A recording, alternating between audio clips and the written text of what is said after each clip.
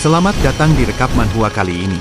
Dalam video ini, kita akan menelusuri jalan cerita manhua yang penuh konflik dan kejutan. Tanpa berbasa-basi lagi, mari kita mulai saja alur ceritanya. Sebelum itu, jangan lupa klik tombol subscribe dan nyalakan notifikasinya, serta jangan lupa like, share, dan komen. Berpindah ke sebuah tempat, terlihat Suhyun, Hari, dan bawahannya sedang menatap sebuah rumah besar yang sedang terbakar. Suhyun dan Hari terlihat santai sambil berbincang tentang mayat Gihan yang sedang dibawa ke rumah sakit, dan orang pemerintahan yang mengambil mayatnya. Hari terlihat kurang senang dengan kejadian tersebut, mengingat merekalah yang susah payah menangkap Gihan. Sementara Suhyun tidak ambil pusing. Ia menyuruh Hari untuk menjalankan protokol selanjutnya, mengenai alibi orang tua Gihan yang tewas bunuh diri setelah mengetahui kekejaman anaknya. Suhyun berterima kasih kepada Hari yang selalu menemaninya dan mengurus segalanya. Rasa terima kasih yang tulus membuat Hari tersipu malu. Di sisi lain, berita melaporkan tentang ledakan yang terjadi di tempat di mana Lua palsu dirawat. Suhyun mengambil kesempatan ini untuk mengabarkan kepada publik bahwa Lua telah meninggal akibat ledakan tersebut. Kepala polisi memberikan keterangan dengan berjanji akan mengusut kasus ini lebih dalam. Sementara Ji-hyun dikabarkan membatalkan semua pertemuan bisnisnya sesaat setelah mendengar kabar kematian Lua. Berpindah ke sisi lain, terlihat seorang karyawan wanita dari perusahaan media melakukan protes terhadap atasannya mengenai laporan investigasi Lua. Atasan tersebut mengelak dan mengaku hanya ingin fokus kepada aksi terorisme yang terjadi di rumah sakit. Sementara wanita tersebut dapat menebak dengan mudah jika pihak media mendapat tekanan dari grup Ilhae untuk menutupi kejahatan yang dilakukan pewarisnya. Sang atasan menegur sekretarisnya yang masih muda dan tidak berpengalaman.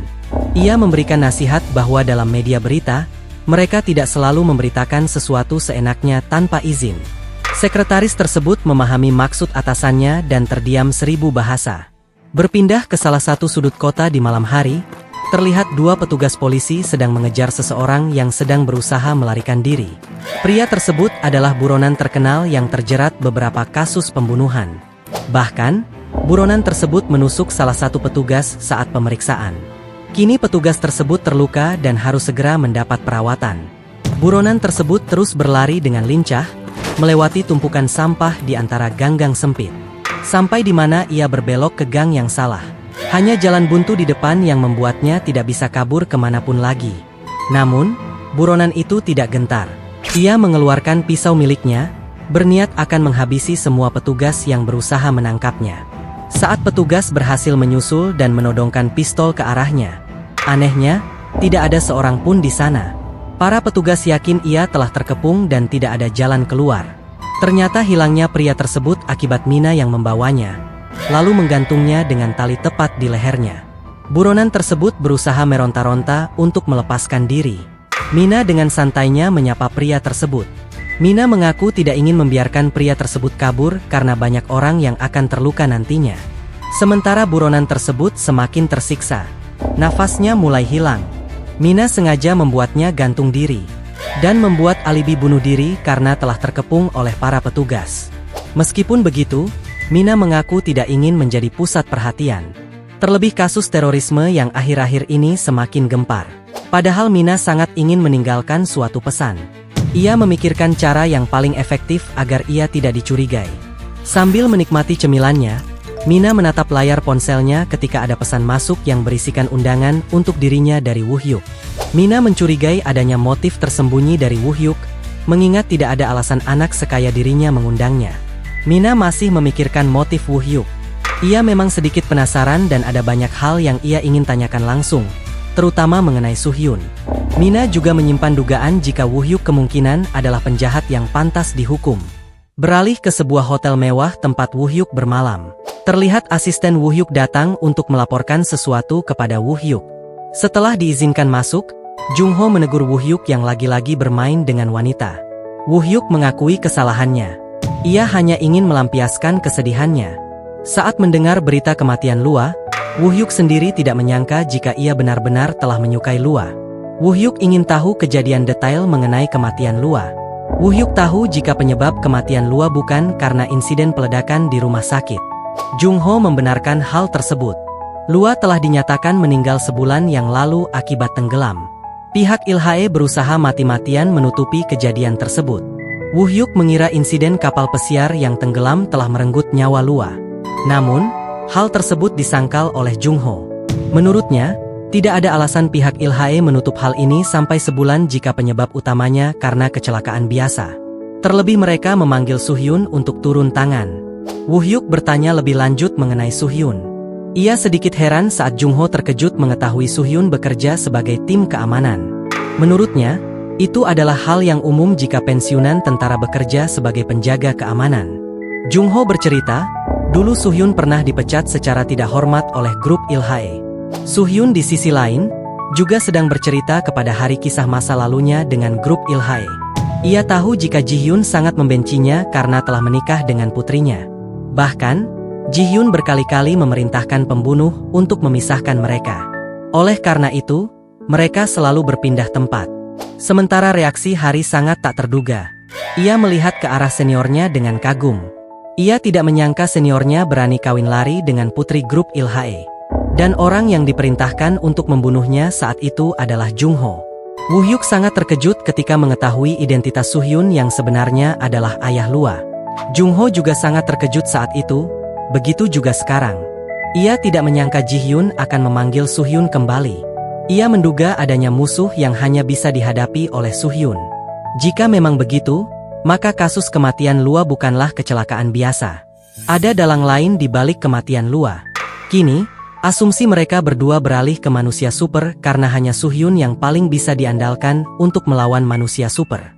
Mengingat insiden ledakan kemarin yang menggunakan manekin palsu, hal tersebut kemungkinan untuk menjebak manusia super tersebut. Woo-hyuk masih merasa ada sesuatu yang janggal. Ia ingin menyelidiki manusia super tersebut sesegera mungkin. Namun sebelum itu, ia ingin menyelidiki Mina terlebih dahulu. Di sisi lain, Soo-hyun mengungkapkan kecurigaannya mengenai munculnya Gi-han dan Woo-hyuk secara bersamaan. Ia merasa kejadian tersebut bukanlah kebetulan semata. Selain itu, Mina juga muncul di sana. Ia juga menebak motif Woo-hyuk yang ingin mendekati Mina, padahal Mina tidak memiliki hubungan apapun dengan kasus tersebut. Soo-hyun sedikit mengkhawatirkan Mina. Ia berharap Mina akan baik-baik saja. Berpindah ke sebuah bar mewah milik Woo-hyuk. Terlihat seorang gadis cantik yang sedang mengkhawatirkan temannya yang tiba-tiba tidak sadarkan diri. Tidak lama kemudian, Jung-ho datang memeriksa situasi. Bawahan Jung-ho melaporkan segala kejadian yang terjadi di sana. Diketahui jika tamu di ruang VIP tersebut membawa minuman kerasnya sendiri. Jung-ho tidak menyangka ada yang berani melanggar peraturan bar. Saat Jung-ho masuk ke ruangan, seorang pria yang merupakan pelaku menuduh Jung-ho telah memberi gadis yang jelek kepadanya. Jung-ho tidak terima dituduh begitu saja. Ia memastikan pelaku tidak menggunakan barang dari luar bar mereka. Jung-ho mempertegas peraturan bar yang melarang memakai barang dari luar. Namun, pria tersebut tidak peduli dan tetap melempar semua kesalahan kepada Jung-ho. Jung-ho mengusir para tamu. Ia menghentikan acara tersebut dan menyuruh pria dan kawan-kawannya untuk pergi. Jung-ho yang akan menangani semuanya. Namun, pria arogan tersebut tidak terima jika dirinya diusir begitu saja. Ia melayangkan pukulan kepada Jung-ho. Dengan sombongnya, ia menyuruh Jung-ho diam dan segera memanggil Woo-hyuk, bos mereka. Jung-ho merasa terganggu dengan sikap pria tersebut yang langsung menggunakan kekerasan. Tanpa basa-basi, Jung-ho menangkap tangan pria tersebut lalu memelintirnya hingga patah. Jung-ho menyuruh bawahannya untuk melaporkan kepada Woo-hyuk bahwa ia sendiri yang akan mengurus anak anggota Dewan Lee. Pria tersebut jatuh ke lantai memegang tangannya yang sedang patah. Melihat bosnya disakiti, pengawal bertubuh kekar tidak terima dan menyerang Jung-ho dengan sebuah botol kaca. Namun, Jung-ho tidak terganggu sedikit pun dengan hal tersebut. Jung-ho menangkis botol tersebut dengan mudah. Diikuti dengan pukulan siku yang mendarat tepat di dagu pengawal tersebut. Jung-ho mendaratkan botol kaca tersebut dengan keras, membuat botol kaca dan kepala pengawal pecah. Mendapat serangan tepat di kepala, nyawa pengawal tersebut melayang begitu saja. Jung-ho tidak menyangka pengawal yang dipekerjakan anak Dewan Lee sangat lemah. Ia bahkan tidak bisa menerima satu pukulan darinya. Kini Jung-ho beralih menatap anak Dewan Lee yang sedang menelepon ayahnya untuk meminta tolong. Jung-ho melempar kesalahan akan kematian pengawalnya kepada anak Dewan Lee karena tidak bisa diajak bekerja sama. Anak Dewan Lee semakin ketakutan dan panik. Ia bahkan menangis memohon kepada ayahnya untuk segera menolongnya. Namun, Jung Ho tidak peduli. Ia malah menyuruh Dewan Lee untuk menyiapkan acara pemakaman untuk anaknya karena berani mengacau di daerahnya. Sementara di sisi lain, Mina menemukan pelacak yang ditanamkan oleh Soo-hyun sebelumnya. Mina bingung sejak kapan benda tersebut ada di dalam tasnya. Ia mengingat kejadian yang ia alami sebelumnya. Satu-satunya orang yang menyentuhnya hanyalah Soo-hyun. Kecurigaan pun diarahkan kepada Soo-hyun. Untungnya, Mina hanya menggunakan tas ini saat ke sekolah. Jika ia menggunakan tas ini saat berteleportasi, maka Soo-hyun akan mengetahui identitasnya sebenarnya. Mina menjadi semakin ngeri dengan tindakan Soo-hyun yang sangat berpengalaman untuk mengintai. Namun, berkat hal tersebut, Mina akhirnya menyadari kesalahannya. Ia menjadi sombong dan terlalu percaya diri karena insiden di rumah sakit berjalan lancar. Kini, ia harus berhati-hati sepanjang waktu. Sekilas, Mina ingin menghancurkan pelacak tersebut. Namun, Mina mengurungkan niatnya dan ingin memanfaatkan alat tersebut. Dan Mina terpikirkan sebuah rencana sempurna. Kembali ke Spot Entertainment. Woo-hyuk mendengar kabar bahwa salah satu karyawannya meninggal dan anggota Dewan Lee bersedia mundur demi keselamatan anaknya.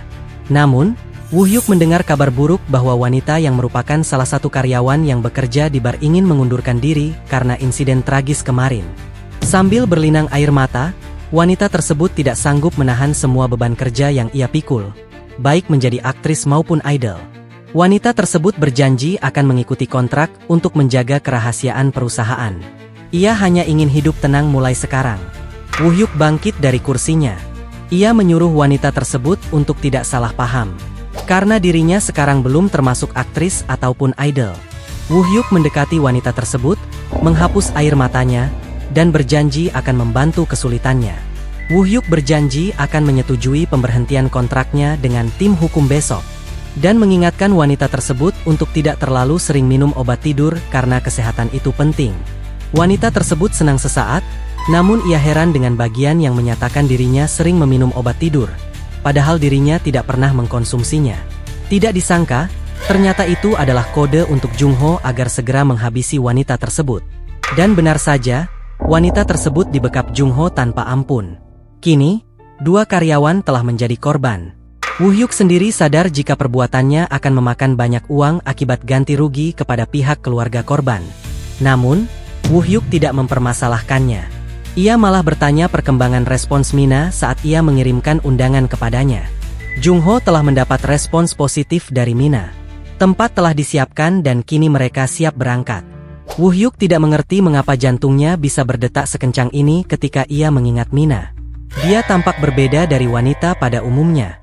Di sisi lain, berita semakin heboh dengan siaran berita penyerangan teroris yang terjadi di rumah sakit grup Ilhae. Polisi tidak bisa mengidentifikasi pelaku dikarenakan tubuhnya yang hancur terkena ledakan. Mina sedikit kecewa mendengar berita tersebut. Ia telah bersusah payah menyiapkan tubuh lain agar bisa diidentifikasi sebagai pelaku. Mina juga sadar jika media besar tidak memberitakan tentang kejahatan Lua. Hanya streamer dan komunitas kecil yang membahas kasus tentang Lua. Mina tidak terkejut dengan hal tersebut, ia telah menduganya mengingat grup Ilhae memiliki pengaruh yang sangat besar. Sambil berjalan menuju tempat pertemuan, Mina terlelap dalam pikirannya.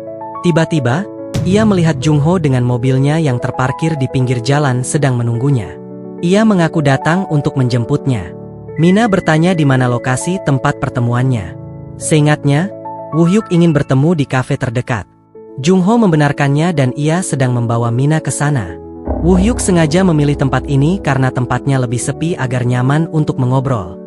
Mina hanya merespons santai sambil merasa iri dengan anak orang kaya yang ingin kemanapun sesuka mereka. Sementara itu, Jung Ho yang mengamati Mina merasa Mina memang berbeda dengan anak gadis biasanya. Ia tidak merasa takut maupun waspada. Tiba-tiba, Mina bertanya tentang hubungan Jung Ho dengan Soo-hyun. Mereka terlihat mengenal satu sama lain sebelumnya. Jung Ho membenarkannya. Soo-hyun adalah penyelamatnya dulu. Meskipun ia tidak bisa menceritakan secara detail, namun ia memang berhutang nyawa kepada Soo-hyun. Mina lalu bertanya apakah Jung Ho mengenal putri Soo-hyun. Soo-hyun sering tampak sedih ketika ia menceritakan tentang putrinya. Oleh karena itu, Mina berusaha menggali informasi mengenai hal tersebut. Jungho hanya melirik ke arah Mina dan tersenyum penuh arti. Sementara di sisi lain, Suhyun sedang melihat ponselnya. Tidak ditampilkan apa yang sedang dilihat Suhyun saat itu. Apakah ia sedang melihat pelacak untuk memeriksa keberadaan Mina, ataukah sesuatu yang lain? Sementara Mina sendiri masih berusaha menggali informasi tentang Putri Suhyun. Di sisi lain, Ji-hyun sedang menjelaskan perkembangan situasi di mana mayat Gi-han telah dikembalikan oleh pemerintah karena kurangnya ahli dan peralatan untuk meneliti tubuh manusia super. Ji-hyun menyatakan niatnya yang ingin membongkar rahasia di balik kekuatan supernya. Suhyun terlihat ragu dengan keputusan Ji-hyun. Membedah mayat seorang anak remaja adalah perbuatan yang sedikit berlebihan. Namun Ji-hyun tidak memperdulikan hal itu. Tubuh Gi-han adalah barang yang langka. Mereka harus memanfaatkan kesempatan ini untuk melakukan riset. Tiba-tiba muncul seorang gadis muda cantik berambut putih, dibalut dengan pakaian hijau yang menambah keanggunannya. Gadis tersebut memperkenalkan dirinya yang bernama Seun-hwa. Ia merupakan petugas dari Kementerian Sains dan Teknologi. Suhyun hanya menatap gadis tersebut dalam diam. Gadis tersebut merasa kecewa melihat penolakan untuk berjabat tangan dari Suhyun. Suhyun menjawab dengan dingin. Ia bukanlah orang yang suka dengan sains. Ji-hyun berharap Seon-hwa memaklumi sikap yang ditunjukkan Suhyun. Meskipun Suhyun bukanlah orang yang ramah, namun dirinya adalah yang paling mengerti tentang manusia super. Ji-hyun berharap Suhyun akan membantu dalam penelitian mereka. Suhyun hanya bersikap dingin tanpa mengucapkan apapun. Dengan nada yang sedikit menggoda, Seon-hwa memohon kerjasama ke depannya kepada Suhyun. Berpindah ke dalam mobil yang ditumpangi oleh Mina, di mana ia sedang menunggu jawaban yang akan diberikan Jungho mengenai identitas putri Suhyun. Namun Jungho mengaku tidak tahu identitas putrinya. Ia sudah lama tidak bertemu dengan Suhyun dan tidak disangka pertemuan mereka kembali terjadi di rumah sakit. Mina tidak mempermasalahkan hal tersebut. Ia mengaku masih sedikit terganggu dengan insiden tersebut. Tidak berselang lama, kini mereka telah sampai di tujuan, sebuah hotel mewah tempat kediaman Woo-hyuk menginap. Jungho mengantar Mina menemui Woo-hyuk. Woo-hyuk menyapa Mina dengan ramah dan sopan. Woo-hyuk lalu mempersilakan Mina untuk duduk. Sementara itu, Suhyun sedang memantau Mina dari ponselnya. Ia melihat Mina yang tengah berada di sebuah hotel. Suhyun tidak mengerti mengapa Mina yang masih seorang remaja SMA pergi ke tempat seperti itu. Tiba-tiba Seon-hwa menghampiri Suhyun. Hal tersebut membuat Suhyun sedikit terkejut. Wanita itu dengan manjanya ingin Suhyun mengantarkannya ke tempat mayat manusia super disimpan. Tiba-tiba Hari dari samping menyuruh Seon-hwa untuk berhenti berakting. Hari sudah tahu identitas asli dari Seon-hwa. Nama asli gadis ini adalah Misel, dan ia merupakan agen CIA yang bertanggung jawab untuk divisi sains dan teknologi. Misel menyuruh Hari untuk tidak membocorkan identitasnya dengan keras, atau ia akan menghabisi nyawanya. Suhyun dengan cueknya menyuruh Misel untuk merayu nenek peyot yang mempekerjakannya. Suhyun sendiri tidak memiliki wewenang sedikit pun. Setelah itu, Suhyun pergi begitu saja tanpa memperdulikan mereka berdua. Misel sedikit panik, langsung memeluk erat Suhyun dari belakang, tidak membiarkan Suhyun pergi begitu saja. Hari yang menyimpan rasa terhadap Suhyun, tentu marah dan menegur Misel untuk tidak bertindak seenaknya di depan umum. Misel dengan liciknya mengaku tidak datang jauh-jauh ke sini hanya untuk melihat mayat. Suhyun segera menghempaskan tangannya, melepaskan pelukan hangat Misel dari tubuhnya. Suhyun mengomeli Misel yang tidak pernah berubah, selalu menggunakan informasi palsu untuk mempermainkan orang, dan menyarankan Misel untuk mengubah taktiknya sesekali, atau ia akan mati muda. Misel hanya diam dan tersenyum. Ia merasa situasi menjadi tidak seru karena Suhyun dengan mudah menebak maksud kedatangannya. Sementara di sisi lain, Mina duduk santai di sofa hotel. Ia melihat ke kanan dan kiri, memeriksa situasi. Ia menyadari suasana hotel VIP yang sangat sepi. Woo-hyuk hanya tertawa lucu menanggapi reaksi Mina yang polos. Woo-hyuk sengaja menyewa tempat ini secara pribadi demi berbincang dengan Mina. Jadi, Mina tidak perlu mengkhawatirkan apapun, termasuk harga makanan yang akan dipesannya. Woo-hyuk dengan gaya belagu khas orang kaya, memanggil pelayan dengan mengangkat sebelah tangannya. Woo-hyuk segera memesan segelas kopi miliknya, dan sekaligus memesan untuk Mina tanpa bertanya kepadanya terlebih dahulu. Mina langsung menghentikan apa yang Woo-hyuk coba lakukan. Mina sendiri memesan es kopi latte dengan krim dan sirup. Ia tidak suka kopi pahit. Ia bahkan heran mengapa ada orang yang suka dengan kopi pahit di dunia ini. Woo-hyuk terkejut dengan reaksi yang ditunjukkan Mina. Ia tidak menyangka gadis SMA di depannya memiliki sifat yang berani dan tidak merasa canggung. Namun terlihat Woo-hyuk semakin senang akan hal itu. Hatinya semakin berdebar melihat Mina yang sulit ditaklukkan. Sementara Mina masih bertanya-tanya alasan Woo-hyuk ingin menemuinya. Ia penasaran apakah Woo-hyuk akan memasang wajahnya yang sombong saat ia menjatuhkannya dari ketinggian 500 meter. Waktu pun berlalu, kini pesanan Mina telah sampai, es kopi latte yang menggugah selera, tepat sesuai permintaan Mina. Mina berbasa-basi dengan mengaku iri kepada Lua dan Gihan yang dapat menikmati tempat semewah ini karena mengenal Woo-hyuk. Namun Woo-hyuk merasa asing mendengar nama Gihan. Ia bertanya kepada Jung-ho, dan Jung-ho juga tidak mengenal Gihan. Mina tidak menyangka Woo-hyuk tidak mengingat Gihan. Mina lalu memancing ingatan Woo-hyuk dengan bercerita, tepat saat bulan lalu, Gihan mengaku mengenal sosok Woo-hyuk. Woo-hyuk terlihat gugup sejenak lalu mengaku tidak bisa mengingat semua tamu yang datang. Mina tidak mempermasalahkannya, namun dalam hati, ia kebingungan mengapa Woo-hyuk yang telah memiliki segalanya masih mau berhubungan dengan Gihan. Sambil menyeruput kopi miliknya, Woo-hyuk berniat ingin menceritakan tentang dirinya sendiri. Woo-hyuk mengaku memiliki kemampuan spesial yang tidak dimiliki orang lain pada umumnya. Mina terkejut sejenak karena hal itu sangat mirip dengan dirinya. Ia sempat mengira jika Woo-hyuk merupakan salah satu orang yang berkemampuan super. Woo-hyuk lanjut menjelaskan. Ia sering melakukan bisnis dengan para wanita. Karena hal itulah, Woo-hyuk mulai belajar mengamati cara membaca niat dari mata mereka, baik hasrat, kemarahan, penyesalan, maupun kebahagiaan. Tidak ada yang bisa menyembunyikannya darinya. Semua terlihat sangat jelas, seperti melihat pantulan dirinya di cermin. Mina sesaat merasa terkesan dengan kepercayaan diri yang dimiliki oleh Woo-hyuk. Namun saat Woo-hyuk berkata kerinduan Mina untuk bertemu kembali dengannya yang membuat Woo-hyuk kembali mengundangnya. Mina langsung tertawa terbahak-bahak. Ia tidak mengerti maksud Gihan dan menyebutnya sangat kekanak-kanakan. Lalu Mina menantang Woo-hyuk untuk menebak apa yang dilihat dari matanya. Woo-hyuk dengan percaya diri menyebut jika Mina menyimpan kebohongan besar dan kebencian mendalam terhadap Lua. Mina terkejut, tidak menyangka Woo-hyuk benar-benar dapat membaca mata orang lain. Woo-hyuk lalu membanggakan dirinya sendiri. Melihat ekspresi Mina yang terdiam seketika, ia dapat memastikan jika tebakannya benar. Woo-hyuk mendekati Mina, memaksanya mengakui yang sebenarnya.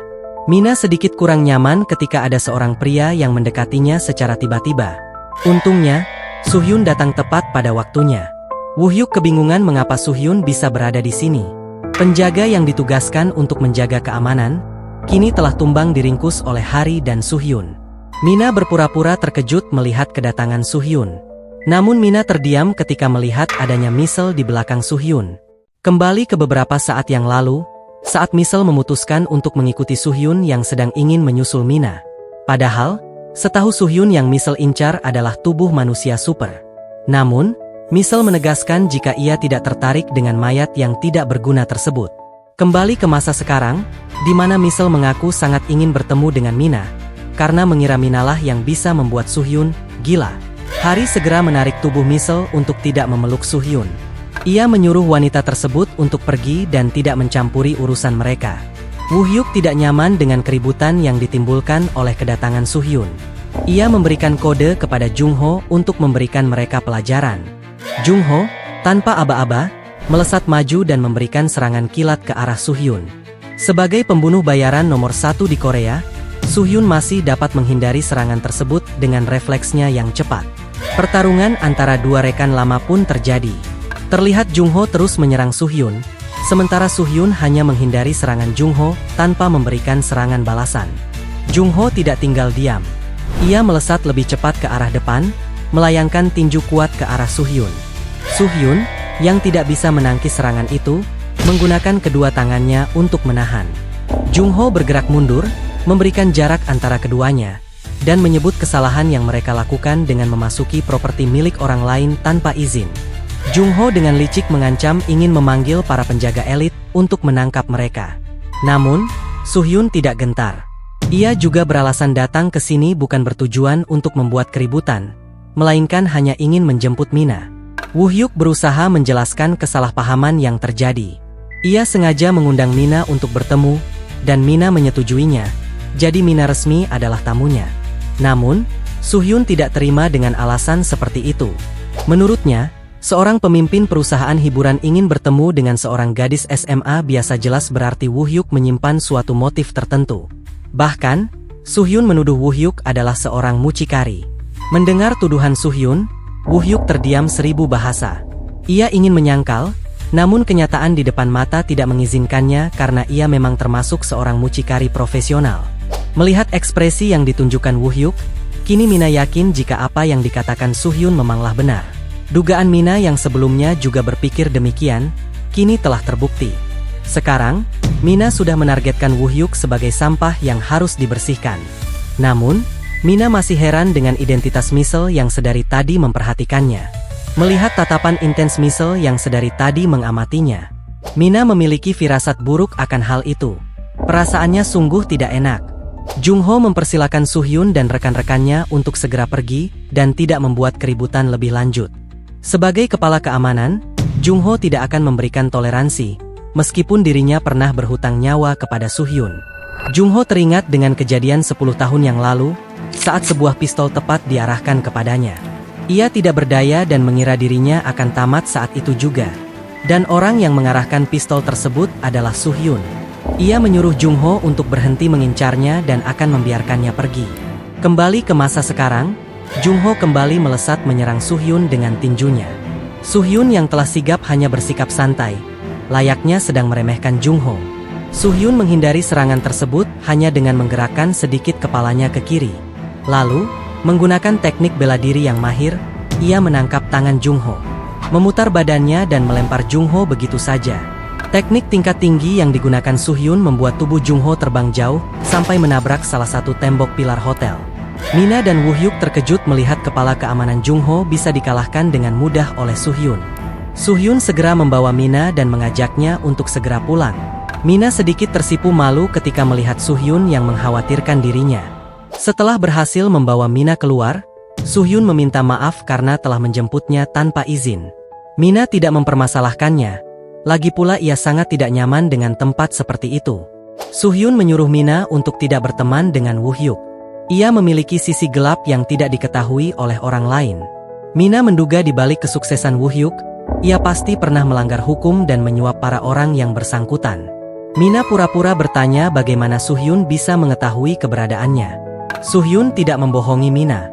Ia mengambil kembali pelacak yang ia pasangkan pada Mina. Suhyun sendiri mengaku telah memasangkan pelacak kepadanya saat Woo-hyuk ingin mengantarnya pulang. Ia tidak percaya dengan Woo-hyuk, jadi ia terpaksa datang untuk memastikan keselamatan Mina. Mina tidak menyangka Suhyun mengakui segala perbuatannya. Itu menandakan Suhyun benar-benar mengkhawatirkannya. Suhyun terlihat sangat bersalah melakukan hal tersebut. Dan Mina sebenarnya bisa merasakan rasa bersalah yang dalam saat Suhyun memasangkan pelacak tersebut. Sementara di dalam mobil, Hari dan Misel terus menggosip. Misel sangat antusias ketika melihat ekspresi Suhyun yang panik untuk pertama kali. Mina lalu bertanya alasan Suhyun memasangkan pelacak kepadanya. Suhyun kembali mengingatkan Mina saat ia bercerita tentang putrinya. Mina mengingat hal itu. Saat itu, Suhyun mengaku tidak dekat dengan putrinya. Suhyun mengaku jika ia tidak bertemu putrinya selama 16 tahun. Dan pertemuan yang didambakan selama ini justru menjadi duka terdalam yang pernah ia rasakan di dalam hidupnya. Dan Suhyun mengaku melihat sosok putrinya ada pada Mina. Mina tidak menyangka jika ia dijadikan sebagai pengganti putrinya. Suhyun meminta maaf akan hal tersebut. Ia tahu jika seharusnya situasi tidak berkembang menjadi seperti ini. Mina terlihat sedih. Ia menutup mulutnya agar ekspresinya tidak diketahui oleh orang lain. Namun, sebenarnya ia tertawa senang karena mengetahui banyak informasi dari peristiwa ini. Sementara di sisi lain, Woo-hyuk terlihat berdiri di kediamannya dalam keadaan kesal dan marah. Ia mengutuk Mina yang sengaja membawa Suhyun ke tempatnya. Dan ia tidak menyangka Mina pergi begitu saja meninggalkan dirinya saat dibujuk oleh Suhyun. Jung-ho, yang baru tersadar dari pingsannya, berusaha untuk menenangkan Woo-hyuk yang sedang mengamuk. Dengan menggabungkan seluruh peristiwa yang terjadi barusan, kini Jung-ho telah mengetahui seluruh aib grup Ilhae. Mereka akan memanfaatkan Mina untuk membuat Suhyun menghancurkan Ji-hyun, rival abadi yang sangat dibenci oleh Woo-hyuk. Malam yang cerah, Bintang-bintang bertaburan di langit, bahkan komet yang melintasi ruang hampa dapat dilihat jelas oleh mata Mina. Sambil menatap bintang-bintang tersebut, ia terlihat sedang memikirkan sesuatu.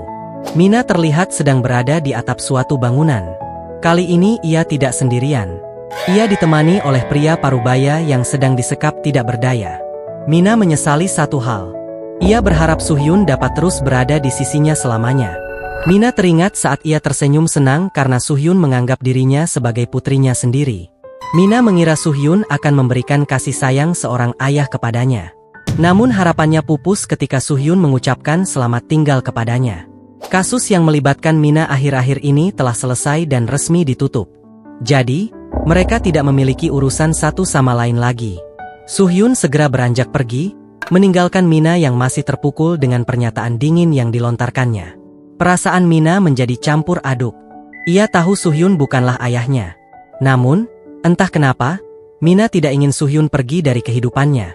Alhasil, Mina mengakui jika ia sudah tahu tentang pelacak yang dipasang oleh Suhyun. Mina mengaku hanya berpura-pura tidak tahu. Dengan berpura-pura tidak tahu apa-apa, Mina merasa seperti dijaga oleh ayahnya sendiri. Bentuk perhatian yang meskipun sedikit aneh, namun disukainya. Saat Suhyun menyelamatkannya di gudang saat penculikan terjadi, Mina juga merasakan kehadiran sosok ayah yang menyelamatkannya. Mina berharap Suhyun dapat tinggal di sisinya lebih lama, menjadi sosok ayah yang ia dambakan. Suhyun kebingungan mendengar pengakuan jujur Mina. Ia tidak menyangka Mina merasakan hal yang sama seperti dirinya. Namun, Suhyun tetap memilih untuk pergi meninggalkan Mina. Ia mendoakan Mina agar bisa menjalani kehidupan normal selayaknya anak SMA biasa. Karena dirinya bukanlah sosok baik yang Mina kira. Suhyun akhirnya pergi, meninggalkan Mina dalam kekecewaan melihat kepergian sosok ayah yang sangat dikaguminya. Kembali ke masa sekarang saat Mina disadarkan oleh pria yang menjadi korban penculikannya. Ia memohon kepada Mina untuk membiarkannya hidup, karena ia memiliki putri yang sedang menunggunya pulang. Meskipun kondisi pria tersebut mirip dengan nasib Mina yang ditinggalkan ayahnya, Mina tetap tidak membiarkannya pergi. Pria yang memberikan barang terlarang kepada gadis lain dan merusak hidup mereka, tidak berhak menjadi seorang ayah. Mina bersiap mengirim pria tersebut ke neraka. Ia juga berniat mengirim Woo-hyuk bersamanya nanti. Terbesit dalam pikiran Mina jika sosok manusia super kembali berulah dapat membuat Suhyun kembali ke sisinya. Di sisi lain, Jung-ho mendapat laporan bahwa salah satu eksekutif yang dipanggil Tuan Pak kini telah dinyatakan hilang. Menurut laporan, Tuan Pak menghilang setelah bertemu dengan Gi-han. Bahkan, pengawal yang menjaga Tuan Pak selama dalam perjalanan juga tidak bisa dihubungi. Saat itu, Jung-ho seketika terpikirkan tentang satu sosok yang mungkin melakukan semua hal tersebut. Sosok tersebut adalah Suhyun. Jung-ho segera keluar dari ruangan, berniat melaporkan segala informasi yang ada kepada bosnya. Jung-ho menduga Suhyun bergerak karena telah mengantongi bukti keterlibatan antara Gi-han dan Woo-hyuk. Jung-ho masuk ke dalam ruangan Woo-hyuk tanpa mengetuk pintu, menandakan situasi yang mereka hadapi kali ini benar-benar sangat gawat. Woo-hyuk heran melihat tingkah Jung-ho yang tidak seperti biasanya, panik seperti ini. Woo-hyuk kemudian bertanya alasan Jung-ho menemuinya saat ia sedang menggoda seorang wanita. Raut ekspresi Woo-hyuk kini juga berubah serius ketika Jung-ho menceritakan semua kejadian beserta asumsinya. Mendengar penjelasan yang bertele-tele dari Jung-ho, Woo-hyuk tidak sabar dan ingin Jung-ho langsung menjelaskan inti permasalahan. Jung-ho menyampaikan bahwa ia mendapat informasi dari Badan Intel Kepolisian. Manusia super pelaku pembunuhan Lua adalah Gi-han. Kini Woo-hyuk tidak bisa lagi bersikap tenang mendengar kabar tersebut. Jika memang pelakunya adalah Gi-han dan Suhyun telah mengetahui hubungannya dengan Gi-han, maka tentu saja Suhyun dapat mengira Woo-hyuk sengaja menyewa Gi-han untuk membunuh Lua. Kini Woo-hyuk mengamuk sejadi-jadinya. Menurutnya, peristiwa ini sangatlah tidak masuk akal. Hal itu dibenarkan oleh Jung-ho. Dan alasan menghilangnya Tuan Pak dan anggotanya sangat erat kaitannya dengan Suhyun. Woo-hyuk semakin pusing mendengar asumsi yang masuk akal dari Jung-ho. Sementara itu, Jung-ho sendiri mendapatkan telepon dari salah satu bawahannya. Laporan tersebut mengabarkan bahwa kantor Spot Entertainment kini telah terbakar. Kebakaran diduga terjadi di lantai 8, tempat penyimpanan data transaksi. Kini Jung-ho dan Woo-hyuk terdiam kaku. Wajah mereka pucat, tidak menyangka perkembangan situasi akan terjadi secepat ini. Belum satu masalah selesai, Bawahan lainnya tiba-tiba mendobrak masuk ke dalam kantor Woo-hyuk untuk melaporkan sesuatu. Tim keamanan mendeteksi adanya penyusup yang mencoba menyalin data perusahaan menggunakan identitas wakil manajer Tuan Pak. Jung-ho dan Woo-hyuk semakin panik. Situasi kacau datang secara bersamaan. Mereka tidak tahu apa yang harus dilakukan. Sementara sang pelaku sebenarnya telah berpindah ke atas sebuah atap gedung. Sambil menatap gedung milik Woo-hyuk yang sedang terbakar. Siapa lagi kalau bukan Mina pelakunya? Ia telah mendapatkan salinan data perusahaan Woo-hyuk dan berniat untuk memeriksa kejahatan apa yang selama ini dilakukannya. Jung-ho yakin bahwa semua kejadian ini adalah ulah Soo-hyun. Penyusupan, pencurian, dan penyalinan data, semuanya adalah keahlian Soo-hyun. Sementara orang yang mereka bicarakan sedang tertidur pulas di sofa kediamannya. Hari diam-diam menyelinap masuk untuk memeriksa keadaan seniornya. Hari menduga Soo-hyun terlalu kelelahan atas apa yang terjadi belakangan ini. Biasanya ia akan bangun ketika mendengar suara sekecil apapun. Namun kini ia tidur layaknya seorang bayi. Hari bisa memaklumi hal tersebut. Soo-hyun selalu menderita dan ditekan oleh pihak Ji-hyun saat tiba di Korea. Lalu berpikir keras untuk menghadapi manusia super. Bahkan, ia selalu perhatian dan mengkhawatirkan keselamatan Mina. Hari bahkan tidak mengingat kapan terakhir kali melihat Soo-hyun tersenyum. Hari mendekati wajah Soo-hyun perlahan. Ia berharap suatu hari nanti, ia akan mampu membuat Soo-hyun tersenyum bahagia. Tiba-tiba Misel memergoki aksi Hari. Hari yang malu segera bersembunyi tanpa mengucapkan apapun. Singkat waktu, Soo-hyun terbangun dan mendapati Misel ada di sebelahnya. Ia heran bagaimana cara Misel dapat masuk ke dalam kediamannya. Ternyata Hari bersembunyi di bawah kolong sofa. Ia berharap Misel menutup mulut dan tidak membocorkan keberadaannya. Misel mengaku datang menemui Soo-hyun untuk memberikan laporan penting. Soo-hyun bersikap santai dan tidak tertarik dengan manusia super. Ia mengusir Misel dan menyuruhnya untuk tidak mengganggu tidurnya. Di sisi lain dunia, keajaiban yang tidak disangka siapapun akhirnya terjadi. Yeon-hye, yang telah koma dalam waktu yang lama, akhirnya tersadar kembali.